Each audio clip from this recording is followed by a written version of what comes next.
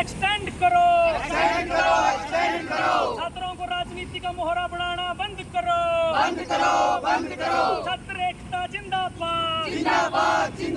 छात्रों को राजनीति का मोहरा बनाना बंद करो। सीटी की डेट एक्सटेंड करो। तुम्हारे जाति प्रमाण की पत्र की गलती हम नहीं सहेंगे।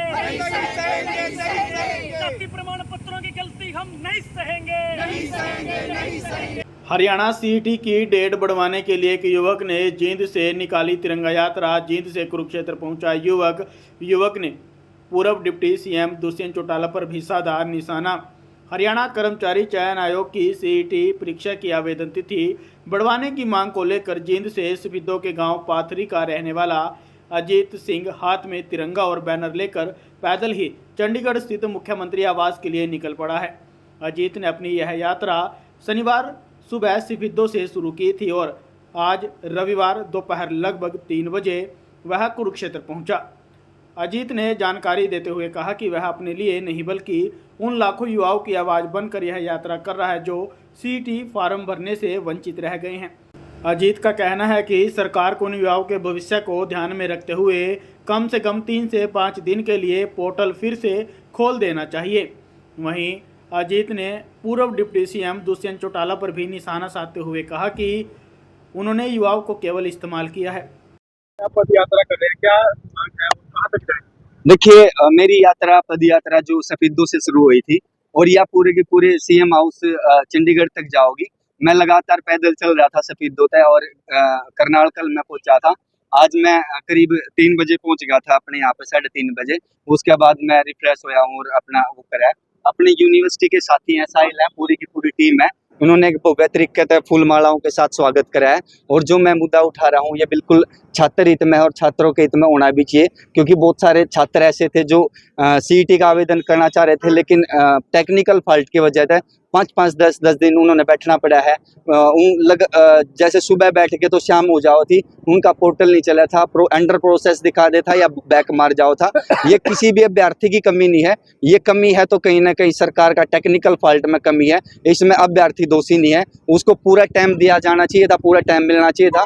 क्योंकि अगर वो अपना फॉर्म नहीं भर पाओगा, आवेदन नहीं कर पाओगा, तो उसका पूरी जिंदगी मलाल रहेगा कि भाई काश मैं भी अगर एग्जाम देता तो नौकरी लग सकूँ था। ये मैं माननीय मुख्यमंत्री जी हैं, बिल्कुल स्पष्ट हैं, मैं उनकी कोई क्वेश्चन मार्क नहीं कर रहा, लेकिन ये जायज़ मुद्दा होने के कारण उन्होंने इस तरीके से लखाना चाहिए। क्योंकि युवा की भागीदारी 64% है और सरकार बनाने में और गिराने में युवा का अहम योगदान रहा है। मैं माननीय मुख्यमंत्री जी तक अगर मेरी आवाज़ पहुँचती है तो मैं कहूँगा कि भाई मेरी 2-3 जायज़ मांगे हैं। एक तो तुरंत प्रभाव से 2-3 दिन बढ़ाए जाने चाहिए सीईटी डेट के। और दूसरा, जितने भी रिक्त पद है, चाहे वो स्वास्थ्य विभाग में है, चाहे वो एजुकेशन में है, चाहे वो भिन्न के, चाहे मतलब पुलिस डिपार्टमेंट में है, कहीं भी है, उसका हर एक खाली रिक्त पद भरे जाने चाहिए। अगर वो रिक्त पद नहीं भरेंगे तो अपना हरियाणा बेरोजगारी की तरफ होगा और देश भी तरक्की नहीं कर पाओगा। ना उन्होंने IAS IPS मिलेंगे। अगर देश की अर्थव्यवस्था उसने संभाला है तो IAS IPS और जो इंजीनियर पैदा होंगे वही संभाला है। और मैं एक मांग मेरी ये है कि युवाओं को रोज मतलब जिस टाइम चुनाव नज़दीक हुए उस टाइम भर्ती प्रक्रिया शुरू कराई जाए है, क्योंकि वो कहीं ना कहीं एक चुनावी माहौल तैयार करने के लिए मैं सरकार को एक इस बारे में चेतावनी देना चाहूँ कि भाई युवाओं को चुनावी मुद्दा ना बना कर, मोहरा ना बना कर उनको रोजगार के काबिल करो। आपकी सरकार तो उस टाइम भी बनेगी। और जो साथी ये सोच रहे कि भाई किसी का आवेदन नहीं भरना चाहिए, उस जगह पर अपना रख कर देखो जिसने आवेदन नहीं हो पाया और वो पूरी 15-15, 10 साल पढ़ाई करते हुए हैं, लेकिन वो आवेदन नहीं कर पाओगा तो उसने कितने न कितने मलाल रहेगा। तो OSC जो है तो अभी कैटेगरी बनाई, OSC के काफी बच्चे वंचित रहेंगे, उनके सर्टिफिकेट नहीं बने, उसके कारण वो फॉर्म नहीं भर पाएंगे। क्या देखो, OSC जो है अभी ये जो दिक्कत आ रही है OBC को भी आ रही है, जनरल को EWS में भी आ रही है और DSC मतलब लगभग सारे सर्टिफिकेट में दिक्कत आ रही है। जब भी बनाने जाओ है तो उसका कैंसिल हुआ है, रद्द हुआ है। और जब भी कोई प्रक्रिया हो है तो उसमें ये जो श्रेणी दे रखी है वो सोच समझ के दी गई है। अभी कोई मान लो DSC में नहीं कर पाया, OSC में नामांकन नहीं कर पाया, आवेदन नहीं कर पाया, तो वो जर्नल में काउंट करेगा और जर्नल वाला खातर या खासी परेशानी भी होगी, क्योंकि उनमें भीड़ और ज़्यादा हो जाएगी। या सरकार से निवेदन है कि जो जिस तरीके से पहले होया करता सीईटी का पहली बात तो करना ही नहीं चाहिए था सरकार ने, क्योंकि एक तरफ से बर्डन हो गया, 1000 रुपये बच्चे पे ले लिए, 1000 करके ने वो आर्थिक लॉस में पहले है, और 1000 ले होगा तो मतलब 500 रुपये 1000 रुपये लगा होगा तो आर्थिक लॉस उसने और ज़्यादा होगा।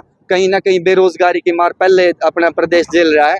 मैं माननीय मुख्यमंत्री जी, आपके चेहरे पर सरकार बनी है, धूम धड़ाकेदार सरकार बनी है। युवाओं की तरफ एक बार आप देखो, युवा बिल्कुल आपका साथ रहेंगे। आप तो उम्मीद कर रहा है, अपना यूनिवर्सिटी की जितनी भी टीम आई है, स्वागत में आई है, मैं जहाँ जहाँ से जैसे जैसे जा रहा हूँ पूरा का पूरा मान सम्मान मिल रहा है, और यह मेरी पद यात्रा इस तरीके से चलती रहेगी। जी, मैंने शुरू करी थी, कल करी थी करीब 3 बजे सफीदों से पैदल, असंत कोंदेड़, करनाल कोंदेड़, मैं यहाँ पे अभी आया हूँ। किसी संस्था से जुड़े हुए हैं? मैं पहले अखिल भारतीय विद्यार्थी परिषद ABVP का पूर्व में कॉलेज अध्यक्ष और जिले की जिम्मेवारी रही है, लेकिन फिलहाल मैं इंडिपेंडेंट हूँ, मतलब बच्चों के साथ खड़ा हूँ।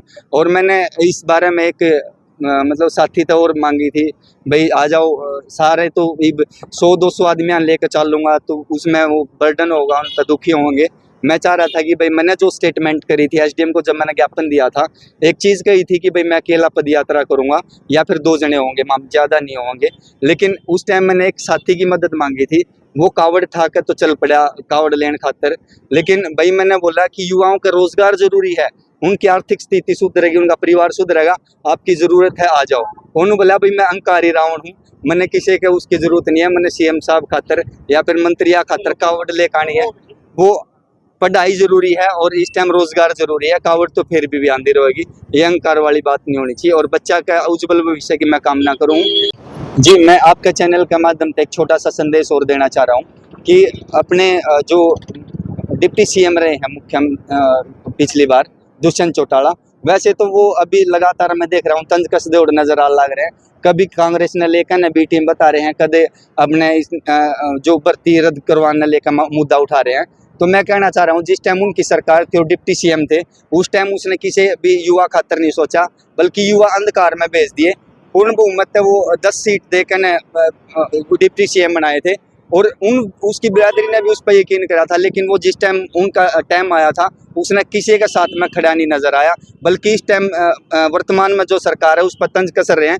तो मुख्यमंत्री जी में आप डिप्टी मुख्यमंत्री जी पूर्व में रहे हैं, जो आपसे पूछना चाह रहा हूँ कि भाई युवाओं तो चिल्लान दे रहे, आपने वोट ले ली, आज एक युवा पैदल यात्रा कर रहा है, अगर आप सच्चे मतलब वो हो, नेता हो, तो आप आकर न देखो, ये झूठी जबान करना छोड़ दो। जिस टाइम आपकी युवा ने जरूरत थी तो आपने गद्दी प्यारी होगी, सीट प्यारी होगी, उस पहले आपने कभी युवा की सोच नहीं करी। और मैं आपके चैनल का माध्यम से, आप सबका चैनल का माध्यम से एक निवेदन करना चाहूँगा, क्योंकि यात्रा लंबी है, और जैसे अभी इन साथियों ने देखी है, लाइव देखी है कोई भी रिपोर्ट, तो इन्होंने मेरा स्वागत करा है। इस तरीके से अजीतपुर में मैं जाऊं तो आपसे संपर्क बता दूं, अजीत नाम है मेरा, अजीत पाथरी, 9991003157, ये मेरा नंबर है। साथियों, मेरा हौसला जब बढ़ेगा, जब आप मेरा हौसला बढ़ाओगे, तो आपसे यही निवेदन है। और सभी चैनलों का मैं बहुत बहुत दिल से आभारी हूँ, आपने इतना टाइम निकाला और मेरे लिए इस सारी चीज़ को।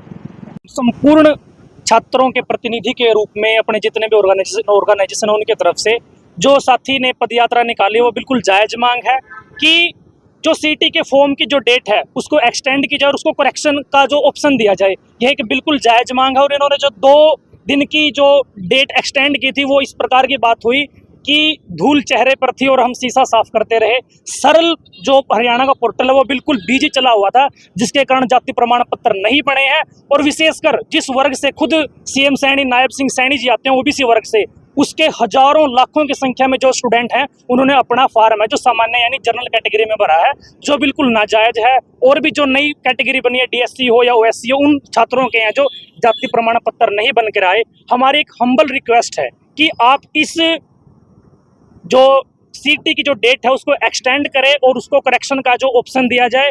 हम सभी कुरुक्षेत्र विश्वविद्यालय के साथी, हमारे साथ हमारे अक्षय जी हैं, अमन जी हैं और जितने भी साथी हैं, हम इस पदयात्रा का समर्थन करते हैं और इनको बताना चाहते हैं कि देखिए, आप अकेले नहीं हैं, आप जहां जहां भी जाओगे शिक्षण संस्थानों के अंदर आपको समर्थन मिलेगा। आभार, जय भीम, जय भारत। आपका नाम क्या है? मेरा नाम साहिल बड़सीकरी है। मैं यहाँ कुरुक्षेत्र विश्वविद्यालय का छात्र हूँ और अपने तमाम मुद्दों के साथ हमेशा प्रशासन से बात करते हैं और जायज़ बात करते हैं, और सरकार के खिलाफ आज हमारी ये आवाज़ है कि जल्द से जल्द इस मुद्दे को संज्ञान लिया जाए और इस डेट को एक्सटेंड करें और करेक्शन का ऑप्शन दिया जाए।